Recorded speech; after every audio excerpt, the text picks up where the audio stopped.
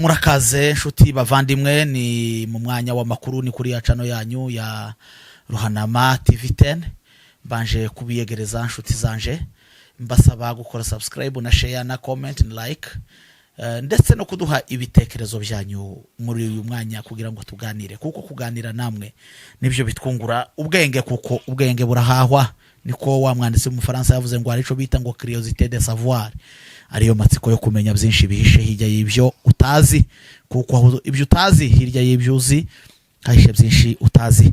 Uyu ni wa mwanya rero w'amakuru tugiye kubagezaho amakuru mu ncamake ndetse no mu buryo burambuye mu ngingo nkuru zigize amakuru yacu.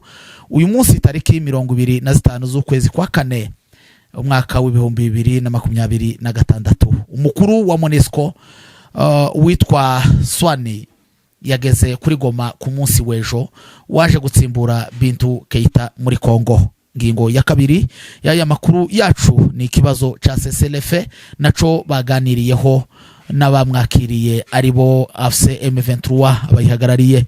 Ngingo ya gatatu nukubahiriza agateka kazi na muntu bari sous le bombardement mbese bari mu misozi miremire ya Haut Plateau ya Minembwe.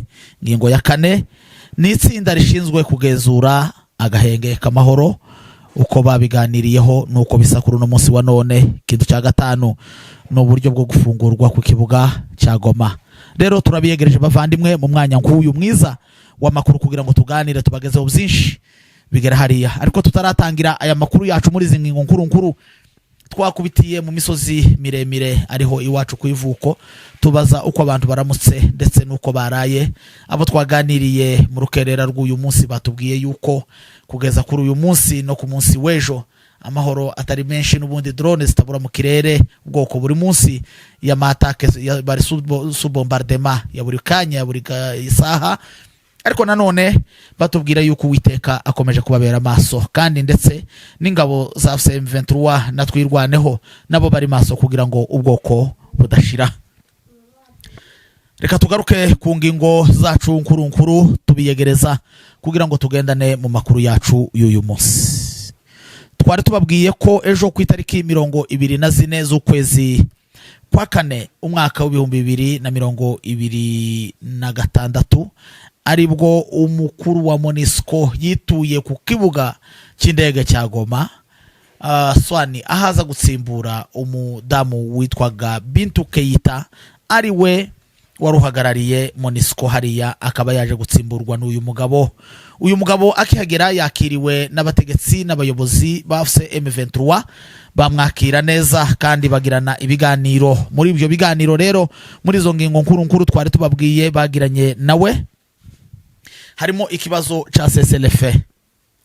Ico kibazo rero cha CCLF baganiriye nawe barebeye hamwe ikibazo c'uburyo baganiriye ku bintu byo kurekura imfungwa kigize igihe kiganirwaho caganiriho masezerano ya mbere no masezerano ya kabiri ariko kandi nticashirwa mu bikorwa.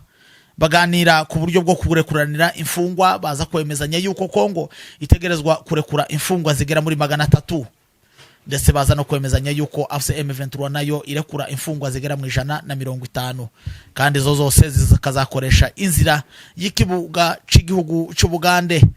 Abari muri Noro izo mfungwa ziri mu maboko ya AFC M23 zikazaca ku mupaka wa Bunagana zinjira mu Bugande zizashikirizwa igihugu cya Kongo ndetse niziri muri Kinshasa zikazaca ku kibuga cha Entebbe zikururuka kugira ngo zishikirizwe AFC M23 kuko ari imfungwa zabo. Ikindi kandi basubiye kuganiraho n'uburyo baganiriye bavuga ko igihari kirekire bakora amakoro ya CCLF ariko nanone Kongo ntibashe kubishyira mu ngiro ikabivuga yamara kubivuga ikabirengaho. Batanga karorero ko mwiva rya Uvira AFC M23 yavuye Buvira iteganya ko ibyo basezeranye by'amahoro kuko Kongo itazemera yuko hari ingabo z'u Burundi cyangwa ingabo za FARDC cyangwa se Wazalendo cyangwa izikindi gihugu runaka batumvikanye uko zitegerezwa kuza guhagarara amahoro muri Uvira. Ariko nanone muri Uvira bamara kuhava uwo mwanya Kongo ikinjiza abazalendo ikinjiza ingabo z'u Burundi ikinjiza na FARDC bakagaragara ku butaka bw'Uvira ari muri Kongo muri Sud Kivu. Bavuga yuko Kongo ivuga ibyo idakora, n'ubundi ndetse muri ya CSLF ya mbere bavuze yuko bagomba guhagarika n'ibitero, arico gihe ibitero by'indege byakomeje. Ku ngingo ya kabiri rero yacu y'aya makuru ivuga ko kubahiriza agateka kazina muntu. Bavuze yuko ubwoko bw'abanyamurenge buri muri ya misozi cyangwa se umututsi wese muri Kongo bari sous les bombardements, baraswa buri munsi buri gitondo. Bavuga yuko abantu bari basanzwe baraswa buri munsi na madrone ya kamikaze, noneho hakaba haje nandi madrone ya KT6 cyangwa se KT6 ari yindi nayo yaje yiriwe irasa ku munsi w'ejo bundi nejo mu gihugu cya Kongo mu misozi miremire ya Haut Plateau muri Minembwe. Bakamagana ico kintu rero bavuganye ku ijambo rivuga ngo ni gute hashobora kubahirizwa agateka kazina muntu. Naco baza ukiganiraho bagiha umurongo, basaba ko mu gihe cyose harimo kano gahenge ko guteganya iyi CSLF kugira ngo habeho igihe cyo kwiga uburyo wahagarikwa mu buryo burambuye izi ntambara hakaba amahoro. Bavuze yuko izi ndege nazo zitegerezwa guhagarara gukora ibikorwa byazo z'umunyamaswa bitubahiriza agateka kazina muntu. Mu ngingo yacu ya gatatu muri iyi conference de presse cyangwa se press conference yejo habayeho guhererekanya kw'imfungwa babiganiriyeho kandi n'ubu tubigarutseho. Bavuze yuko zitegerezwa gukoresha ikibuga ca Goma kugira ngo zururuke, ari zituruka Kinshasa, ari imfungwa 300 bemezanyijeho ziri Kinshasa ko zitegerezwa kururukira ku butaka bw'Ubugande. Hanyuma rero n'imfungwa ziri muri M23 zitegerezwa gukoresha umupaka wa Bunagana ziri mu 150 zikazakirirwa mu Bugande, ari inzira ari transite yo kugira ngo zakirirwe n'ubundi Kinshasa. Kindi kintu jambo baganiriyeho ya kane ni itsinda rishinzwe kugenzura iby'agahenge kamahoro. Muri iryo tsinda bemezanyije yuko ingabo za Kongo cyangwa se guverinoma ya Kongo itegerezwa gutanga abasirikare 3, AFC M23 nayo igatanga abandi basirikare 3, ndetse n'igisirikare kigenzura imipaka kigatanga abandi basirikare 3, bose bakaba abasirikare 9.